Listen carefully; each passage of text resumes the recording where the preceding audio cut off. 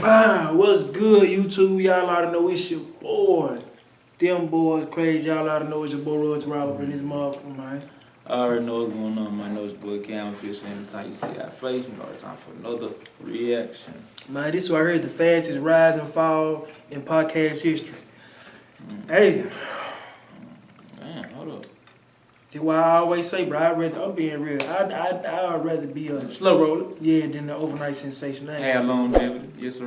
I ain't gonna fake it. You know, Cause everybody there will do you a bad. rise and fall. I hope you kept a little bread, you know. The fastest too? Shit, Yes, we get. Starts, I just wanted to tell you about the sponsor of today's video, my longtime friends over at Adam and Eve. We are partnering up today to give my audience a special deal, 50% off an item of your choice, plus free shipping when you check out with code Jamari. That's Jamari, Jamari. There is no minimum purchase required, and who doesn't love free shipping? They have stuff for men, they have stuff for women, they have stuff for couples, and everyone on the spectrum. So treat yourself as someone special today with Adam and Eve using code Jamari. So Bobby Althoff is a name that has set these internet streets ablaze for around the last month or so. It all really started when she interviewed no other than comedian Funny Marco, who is well known for his deadpan, awkward style of humor, which is very popular in the modern era amongst comedians. And this clip from that interview kind of shows off what I'm talking about. Rip me out the plastic copy acting brand new.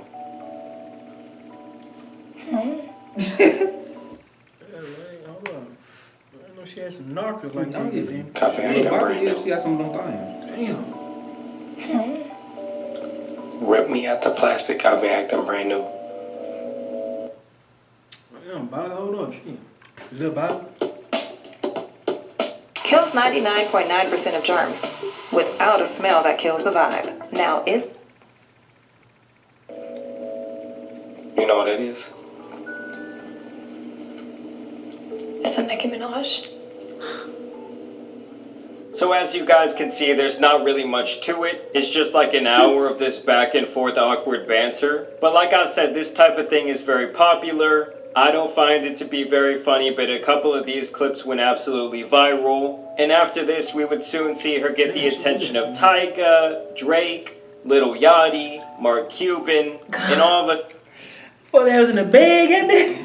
Well, yeah, sipping on some passion fruit wine and Mimosas. shit. Yeah, you ain't see when Drake had that cup, my nigga had that glass. Them out like this. Yeah, had some ice in that bit on there. He said get comfortable. Drake about knocked her down, damn why they was, In the course of like 30 days, she suddenly had one of the hottest podcasts on earth. Now obviously this led to a lot of people speculating that she could actually be the world's very first industry podcast plant. This is something that has been very common within the music industry, where an artist comes out and sees this astronomic rise, This my boy Leroy. and suddenly they're getting Damn. features with some of the biggest artists on the planet, and basically just getting these opportunities and looks that people would not typically receive when they're first starting to get some buzz around their name. And this is where the term industry plant comes from, because people feel like there's somebody in the background pulling these different strings and controlling the career of this person to make them basically come out of nowhere and seem bigger than life. You see, this woman started out on the mommy... My bad, y'all. I ain't mean this is so off topic, but I did not know bro was 6'4". Who? Jack Harlow. I promise you I did not know this. I ain't know you were that tall neither. 6'4" or 6'5", I don't know. Damn. talk side of things, making videos like this, where, she still kind of shows off her awkward side. It's almost like she's making fun of the moms at TikTok. And basically, I would say that she was kind of doing the same type of dry humor. Stop looking awkward. You look awkward. Smile. Just look entertained then. Like, play with your ring or something. Look entertained. Do anything. Maybe just go to the bathroom. Maybe that'll be better. Okay. Wash your hands, but don't wash them too long. Make sure it's long enough that they know you washed your hands for the full time, but not too long. I don't really understand why people think this type of thing is funny, but then again, there's people who probably think the things that I find funny are completely idiotic. Obviously, in general, humor is one of the most subjective things on the planet. True. And so either way, she gets this Drake interview, and this is when she really started popping off. Am I your type? And it's so crazy how powerful Drake is. I remember this video, he got like 18 million views in like a day or two. That's wild. Like, that shit like at 18 million. I was like, Like, what damn, the 18 million fuck? people watch that motherfucker Yeah. in a day. Thank you. Yeah. Okay.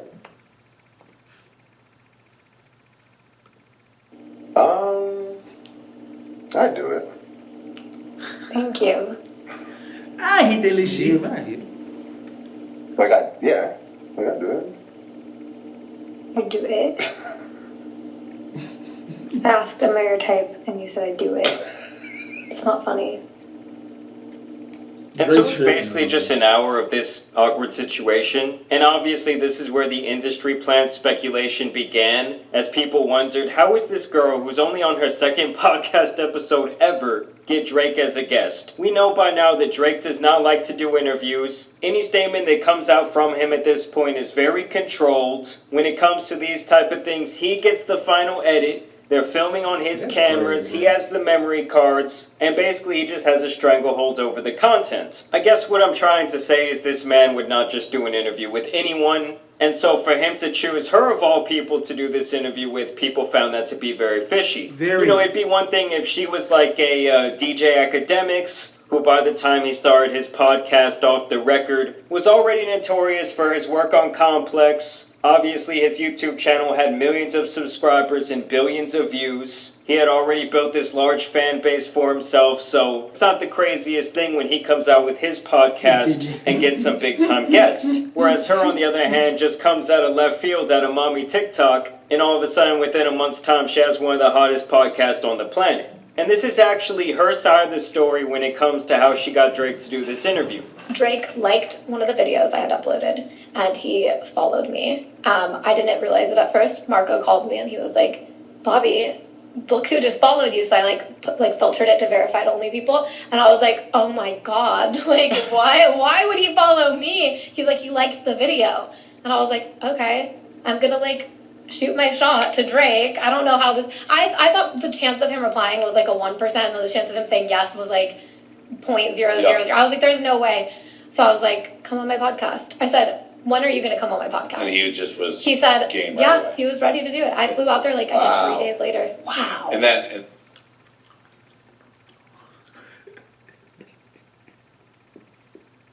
How you feel about that, G? You something right? It's two things.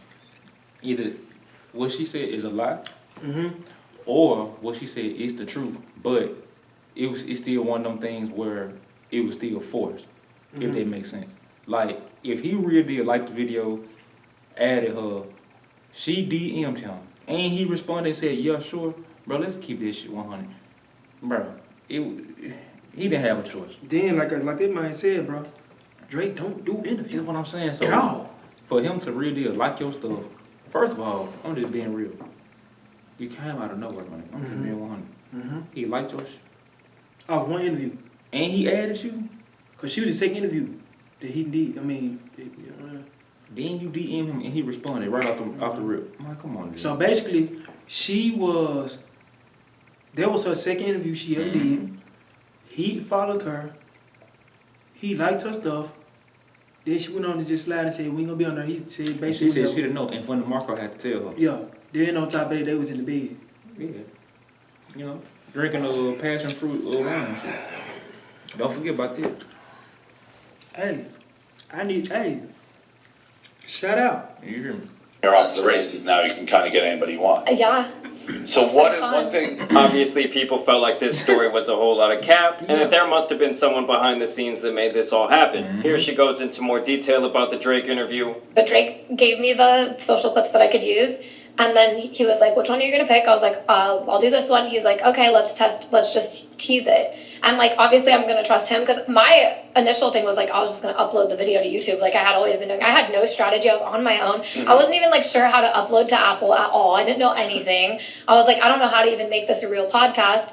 And I posted the thing. I got a message from Andrew at WME. He says, I'm part of the touring team. Can we talk? I said, okay, because I didn't know what I was doing. They signed with me that night, And then So you just didn't meet with anybody else? You're just like, this guy hit you? So there she says a day after she dropped this clip, apparently some talent agent sees it. He calls her up that night and they sign this miraculous deal. No lawyer. Something ain't right, goddamn. Yeah, that, hell no. Dog. Bobby. That ain't, nah. Bobby, baby, you ain't telling me something, baby. Yeah. You ain't telling me something. You ain't telling me something. Something ain't right, baby. Nah, this shit. You know. Tired, no one looked at the contract. Nah, she just trusted this guy. And this is what DJ Academics had to say about WME, her talent agency. An agency that's never had any foothold in podcasting comes out with an individual that has the biggest guest. So she's with WME, William Morris Endeavors. She goes out, 8 podcasts later, she's like one of the biggest podcasters now. Guess the irony.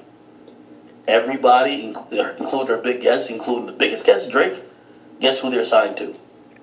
WME. This is where favors get set up.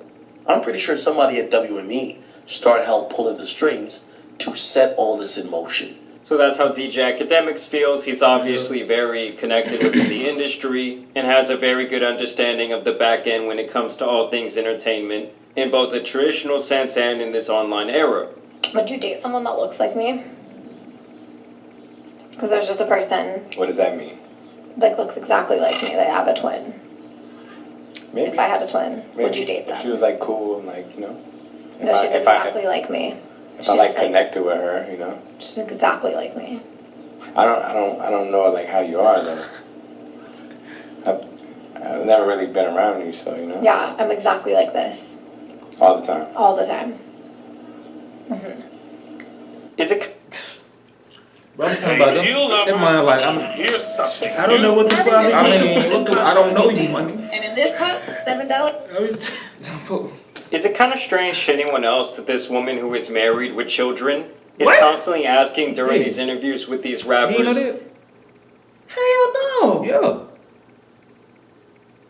Yeah, she married with children, bro, and she really did be getting on all the, like, every interview she had. Is she actually shit like that? Yeah, like, am I your type shit? Yes, bro. Yes. That's wicked. Nah, Bro, she got, like, a whole family. She was, yeah. It's wicked, bro. I ain't know what all that, bro. I think she like a single, like 24-year-old, 25-year-old female. Well, she married, she got a whole family. Basically, they would go out with her. Basically, they would sleep with her if they like her. Let me take your plane with me to New York. Someday. Do you want to see me on Spirit Airlines? That'd be kind of cool. And just a kind of unrelated side note from that interview, Mark Cuban, why are your feet so fucking dirty? You were so goddamn rich that you could pay someone a very nice salary to wash your feet. Now, you might get some freaks within the application process, but I'm sure you could hire someone else to vet out all the freaks. That shit, what? Hey, you low down for that one. He be like this. I ain't gonna lie, that dude different, bro. ADP. This shit wild, bro. Man, look, bro, my nigga Mark Cuban feet by dirt like that, 'cause he really been standing on business, boy. Quit playing with that, bro. He's standing on business. My nigga standing on business. Quit playing, my nigga. Someone a very nice salary to wash your feet. Now, you might get some freaks within the application process, but I'm sure you could hire someone else to vet out all the freaks. As a matter of fact, your feet should never be this dirty. My feet have never looked like this in my entire life. Like, if you're watching this video right now, once you look down at your foot, if it looks anything like this, like if it resembles a fucking bruised banana, you need to reevaluate your life choices. Either way, guys, the drama really started when she did this interview next with Lil Yachty. Why are your teeth so white? Are they real? You grew them yourself. I pay for them myself. Do you have veneers? I do have veneers.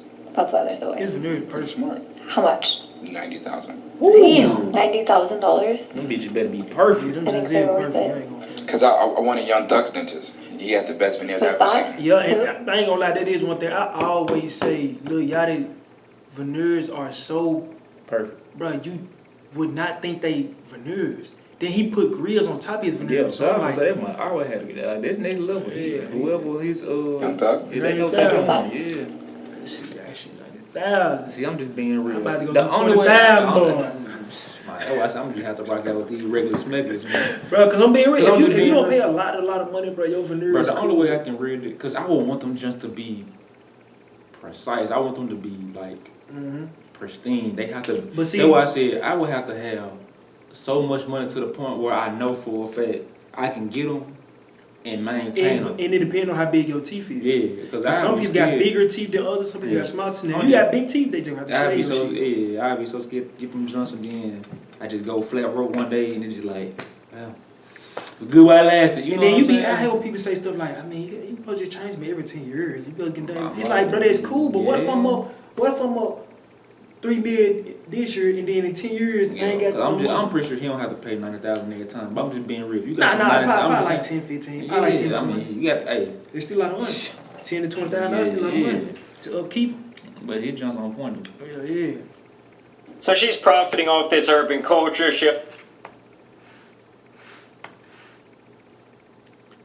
Because I wanted Young Thug's dentist. He had the best veneers I've ever seen. Who? Young Thug. Who's that? So she's profiting off this urban culture. She don't even know who Young Thug is. This obviously rubs some people the wrong way. But the drama didn't start until she made this comment about the Little Yachty interview. Because he was awkward. I walked into his house. He didn't even say hi to me. So then I was said, let's go to the bathroom. So then we go to the bathroom, and then we get out, and then he's he's just sitting there with his two assistants, and he's not even acknowledging that I'm in the room. Bro, don't nobody know. What she say? Let's go to the bathroom for? Cause she said it was that awkward. I don't, bro. None of these people knew you. I mean, bro, you really did. Yeah, you come to their crib, though. You went to their crib. Me, Lil Bob, you coming to their crib. You gotta realize, bro. First off, you even though you so quote unquote trolling, some people don't mess with it, but you disrespecting the black culture and hip hop when you saying stuff like who's that thug? You gotta understand, bro. All that too, but you gotta understand, bro. These folks don't know you, and then it's different. I'm just being real. When Funny Marco do it, bro, everybody knows him. He not in their crib. You get what I'm saying? They know they going on his interview. What's gonna happen? You get what I'm saying? They know what to expect, bro. But these folks didn't know who you was. They who is this person? They gotta come to my crib and do the interview. Who is this person? Man, I'm starting thinking that they hit up Yachty said, man, we got $5 million for you, $10 million for you. And he just all right, what the fuck? $10 million for you. Yeah. They're weak. Guys setting up. I'm just sitting there on my phone, I'm trying, and then he comes up, he's oh, hi, gives me a half hug, and I'm just hi, then goes back to his spot, and I'm dude, I don't even want to do this. I'm texting my friend, Ashley, I need to leave, this is so awkward, I don't want, what am I doing here? And then she's lean into this during the interview, call it out. So then during our interview, I was able to be why did you do that? Why did you make me feel like that? Yeah, so it was actually really... And that's when we played the victim role. Why would you feel uncomfortable, this, that, and the third, and instead of going straight to that person, you wait till the camera start rolling and say, why? Because your friend told you to leave. Why you did it? Why you did? But see, that's the stuff I don't be liking because I would have gave it to her. Behind on the internet, everybody would look at, which I didn't know, but everybody look at Lil Yachty damn, you was really doing that to her, you really da-da-da, you really this, you really that. Not knowing, I don't know that. I don't know her. She's in my house. And you have people why you let her in? Behind closed doors, you don't know what's going on with the reason why you let her in. I ain't gonna lie, it was so crazy, bro. I feel majority of the people feel exactly how we feel about her. Everybody used to be on some who is she? Yeah, where she come from? And yeah, so. Like I said, I remember the interview with her and Drake, bro. I never clicked on it. Never, ever clicked on it. But I know it was it was 2 or 3 days. I'm we got 18 million views, but I never clicked on it. I never watched none of her. I ain't gonna lie. The only podcast that I watched was her and Offset, but I still didn't watch the whole thing. I never watched the Drake. I never watched none of them. Yeah, I never watched none of them. The Offset one, I watched a few minutes of it, and I was, but it's crazy. Shit just, It wasn't them So after this clip went viral, people were basically saying that she was buying the hand that feeds her, saying that she was ungrateful. And people also questioned this overall change in her temperament when she went on this show with Dave Portnoy and his crew versus the way she acts around these various rappers. And essentially there was a lot of negative commentary around her name. And then gasoline really got poured on that fire when she posted this video of herself at a Drake concert and it went viral.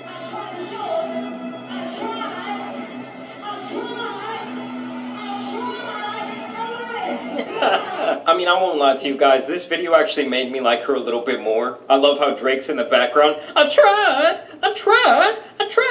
Really trying to hype up the crowd. And she's just in there with this bold-faced expression after he literally gave her an entire career. So this was like double buying that hand that feeds you. Kind of saying like, hey, I came to your show and it was so shitty that I had no expression the entire time. And then people noted that after this concert, the two unfollowed each other on Instagram, and the interview was deleted from YouTube. So then people obviously started suspecting that these two have some serious beef. Dave Portnoy once again jumps in on the drama.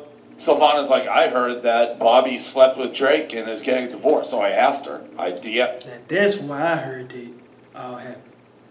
I heard He went on and knocked it off. Yeah, Sersky and her husband found out what going on. And he's old. Type. That's what I heard. Yeah. Cause see, I thought she had a boyfriend. I thought they broke up. Mm-hmm. I didn't know she had a husband, kids, and all that. I heard, you know what I'm saying, what's it called, put that helmet on her ass. Bobby. What? You asked? That Bobby slept with Drake and is getting divorced, so I asked her. I DM Bobby. What? You asked her, did you don't sleep say with no. Drake and are you getting a divorce? Yeah. She's like, I'm not commenting on that publicly. Wait, so you just outed her? Oh. You just outed her, not public comment?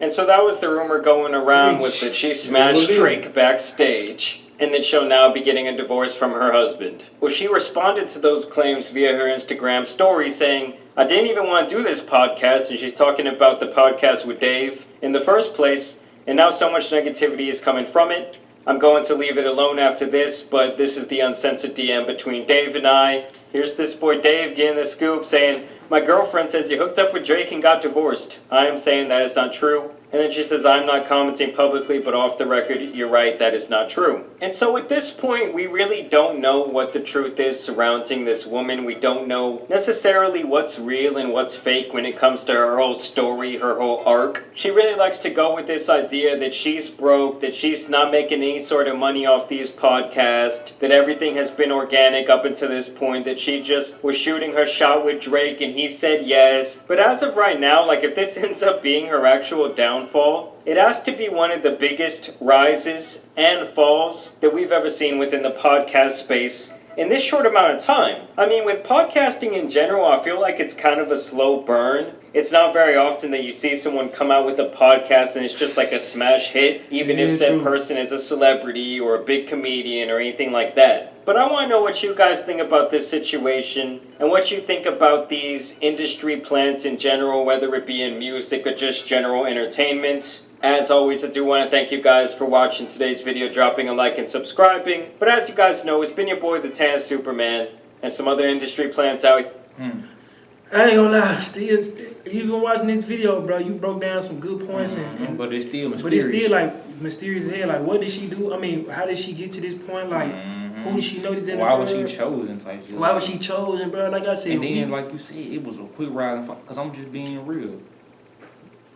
Like, what's up with her now? And yeah, I about to say the crazy part about it is she rose and probably ain't never failed. She just ain't been doing no interviews like that, bro.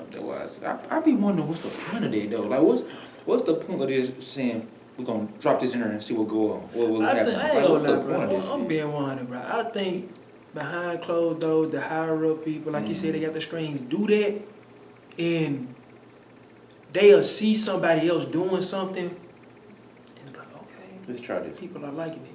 We want you to do it. Like Funny Marco. Funny Marco, not even just Funny Marco. It's a lot of podcasts that do stuff like that. And then not even just that. Podcasts in general is the move now. Like everybody have a podcast. Like he said though, that is the thing about podcasts that I always notice. It's not easy doing a podcast, bro. Because for one, you gotta have a specific topic that blows up, then after that topic blows up, you gotta know how to maintain other type of topics. Then on top of that, you gotta watch what you say. Because the wrong thing can mess up everything, just like with her. The wrong, you ain't gotta say something, you can do the wrong just like somebody can say something like, yeah, you know what I'm saying? When it's crazy how with black people cook chicken, it be like this, and then you can be like a white person, something like that, you be like this. And they're like, oh yeah, they racist, that. You can do just the wrong gesture. Anything can really mess. That's why I say podcasts is like some of the hardest stuff to, you know what I'm saying? But like you said, bro, we lost. We don't know what the fuck going on. Like, I don't know where she came from. That's what I'm saying. How she got big, how she... It was real quick, though. It was real quick. In and out. That shot me with the husband and the kid, though. Yeah, But, hey, shout out my boy, Jamar, you know what I'm saying? Shout out you, like...